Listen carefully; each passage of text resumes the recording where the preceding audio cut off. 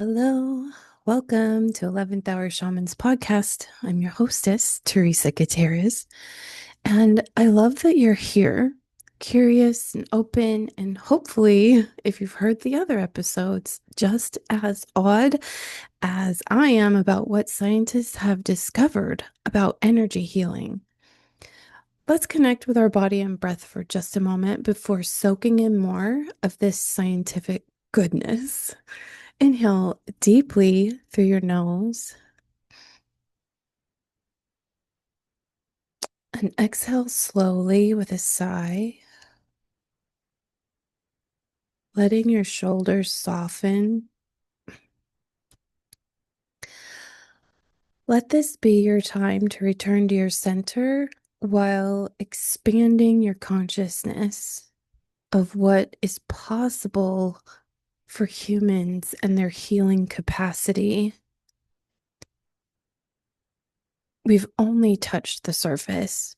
So far, we've talked about the ancient origins of healing touch, the magnetic and electrical nature of the human body, the biofield or electromagnetic field, and how healing energy shows intelligence and discernment, guiding the body back towards health always. Today, we're stepping into this moment in time where science is finally developing better tools to measure what healers have been feeling for thousands of years. Oh my gosh, this is so fun to me. In the late 1970s and 80s, a researcher named Dr. John Zimmerman began studying energy healers using a device called a SQUID. Nope, not a sea animal.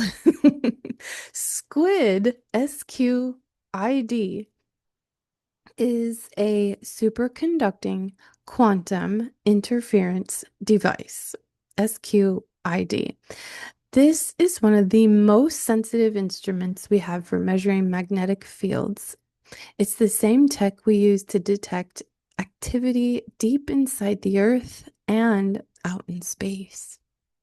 Zimmerman wanted to know, does anything measurable happen around the hands during healing? And the answer was not subtle.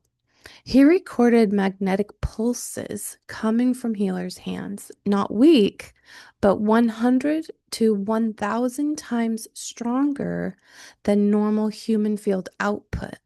And here's what made scientists pause.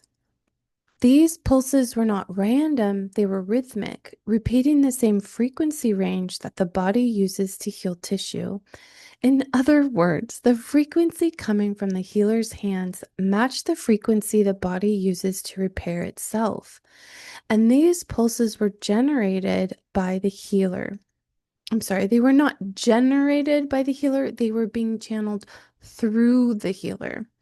This is Reiki's core teaching because we don't push. We open our hearts and our hands and allow the energy to flow. And guess what else matched these healing frequencies? Brainwaves during deep meditation.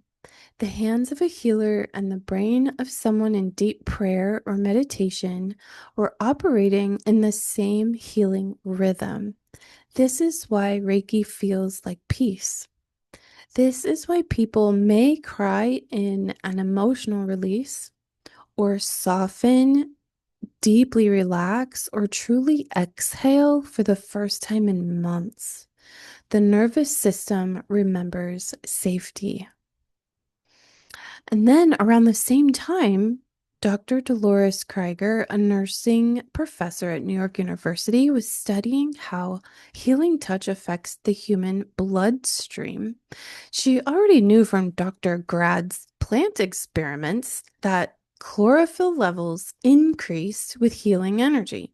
So she wondered, if chlorophyll rises in plants, would hemoglobin rise in humans? Hemoglobin is what carries oxygen to our cells. The more hemoglobin, the more oxygen, the more repair, more vitality, and more life force in the body. So she measured hemoglobin before and after healing touch sessions. And sure enough, hemoglobin levels rose significantly, even in patients undergoing treatments that typically lower hemoglobin, like aggressive cancer therapies. That means the body responds to healing energy at a deep biochemical level. And Dr. Krieger was so impressed by the results that she decided this should be teachable to everyone. She went on to develop therapeutic touch, still used in medical programs today.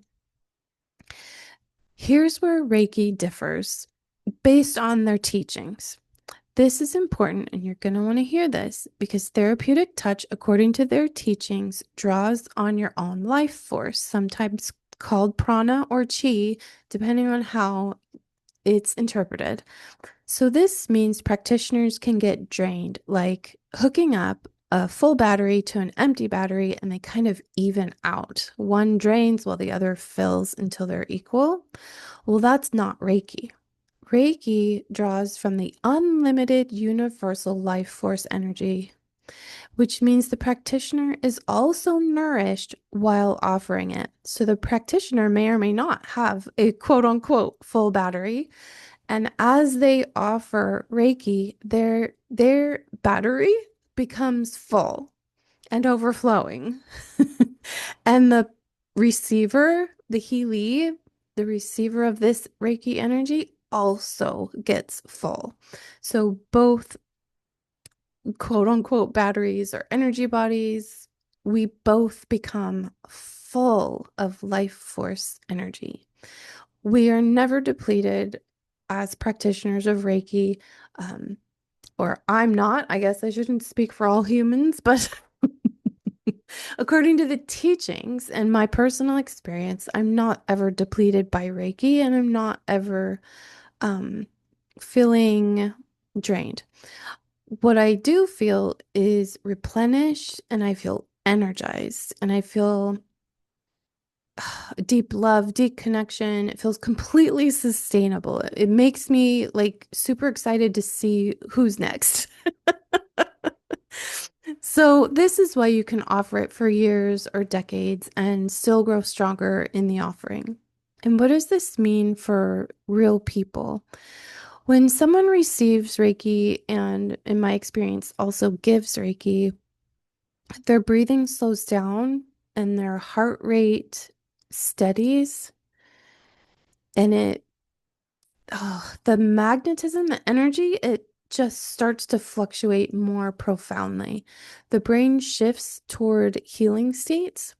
The immune system becomes coherent and much more effective. The nervous system unwinds and the body begins to remember and repair. Not because we quote unquote made it happen, but because the body finally felt safe enough to do what it already knew how to do.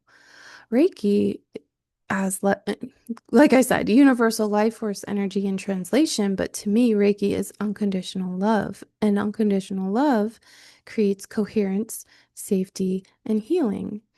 I don't know if I've mentioned this before, but I'm obsessed with Dr. Joe Dispenza's work, and he always talks about love and how love and gratitude heal and create a state of coherence and healing. And people have, just through meditation, received miraculous healings for themselves and supported other people in healing as well. And to me, that's through meditation. Well, Reiki is also a form of coherence in a meditative state and offering that love through that deep meditative state. So let's just feel into this little episode together. If it's safe for you, you're not driving around, please feel free to close your eyes for just a breath. As you place your hand on your heart center, and maybe one hand on your solar plexus. Inhale slowly through your nose. Exhale fully with a sigh. Feel your body receiving its own warmth,